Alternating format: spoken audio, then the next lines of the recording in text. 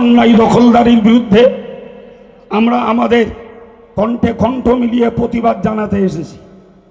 আমি দুটো কথা আপনাদেরকে বলবো।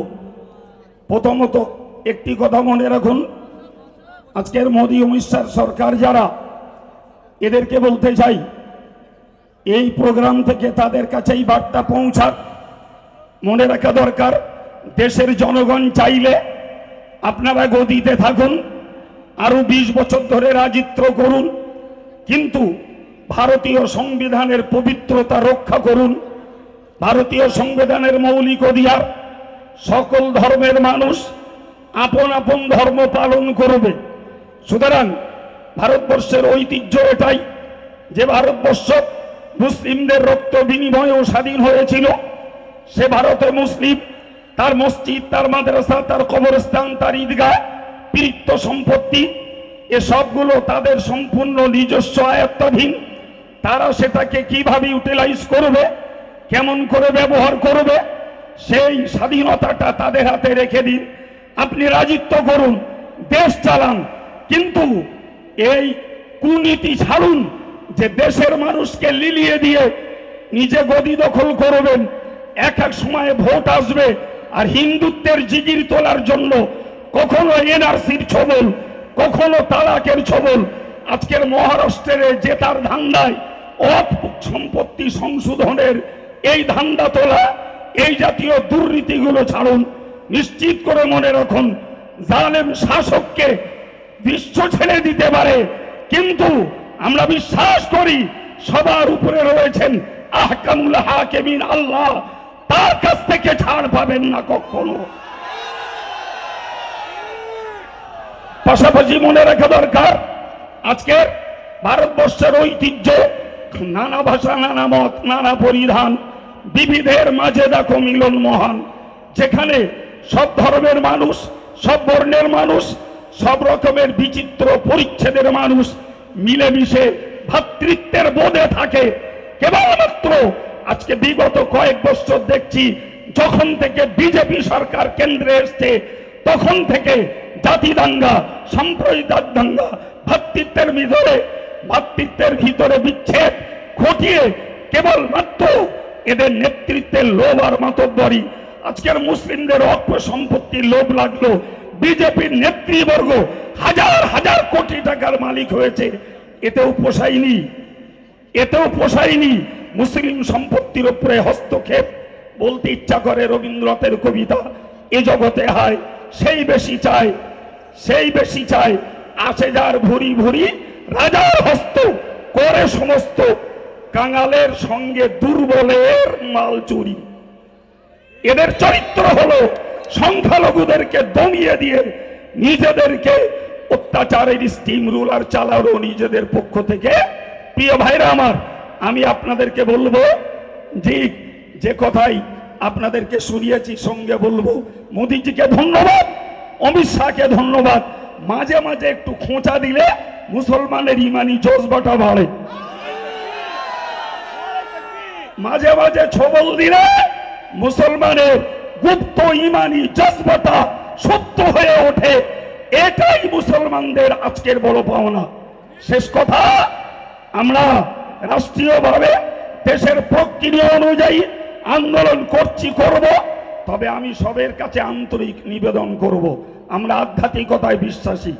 সকল ভাইদের কাছে আমার দাবি, আপনারা একটু খাস করে আন্তরিকতার সঙ্গে আল্লাহর কাছে একটু দোয়া চান। বিশ্বাস করুন, যেখানে স্কাট কাজ করে না, ক্ষেপণাস্ত্র কাজ করে না, মিসাইল কাজ করে না, ইমানদারের দোয়া সেখানে কাজ করে। সুতরাং দোয়া চান, আল্লাহ এই জালেমদের হাত থেকে এই 130 কোটির ভারতবর্ষের সর্বধর্মের মানুষকে শান্তিতে বসবাস করতে দেন। এইটুকু বলি আমি আমার বক্তব্যের রীতি টানছি। অল ইন্ডিয়া সুন্নাতুল জামাতের পক্ষ থেকে যারা এসেছেন, তৎসহ বিভিন্ন সংগঠন থেকে যারা এসেছেন, আমি গুনাহগার সকলের জন্য আন্তরিক দোয়া করি। আমি অল ইন্ডিয়া সুন্নাতুল জামাতের নগণ্য একজন খাদেম হয়ে সবার জন্য আন্তরিক দোয়া। সবাইকে আল্লাহর জন্য অত্যাচারী সরকারের বিরুদ্ধে অলিতে গলিতে শহরে নগরে গর্জে ওঠার তৌফিক দিন। আল্লাহ আমাদেরকে গায়বী মদদ দেবেন, আমিন। আসসালামু আলাইকুম। অন্যায় দখলদারির বিরুদ্ধে আমরা আমাদের কণ্ঠে কণ্ঠ মিলিয়ে প্রতিবাদ জানাতে এসেছি। আমি দুটো কথা আপনাদেরকে বলবো। প্রথমত একটি কথা মনে রাখুন, আজকের মোদী অমিত শাহ সরকার যারা, এদেরকে বলতে চাই এই প্রোগ্রাম থেকে তাদের কাছেই বার্তা পৌঁছাক।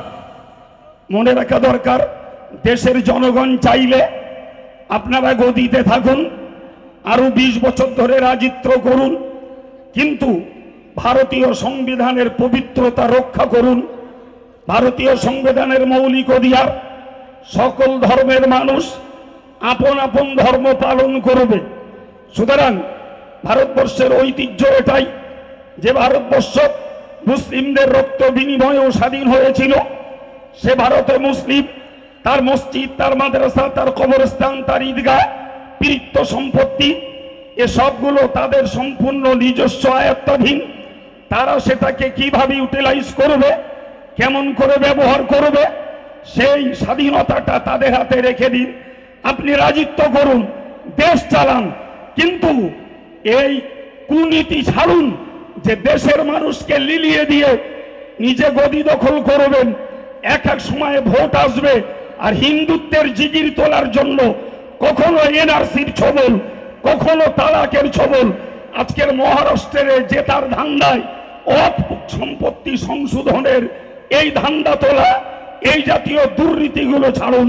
নিশ্চিত করে মনে রাখুন, জালেম শাসককে বিশ্ব ছেড়ে দিতে পারে, কিন্তু আমরা বিশ্বাস করি সবার উপরে রয়েছেন আহকামুল হাকিমিন আল্লাহ, তার কাছ থেকে ছাড় পাবেন না কখনো।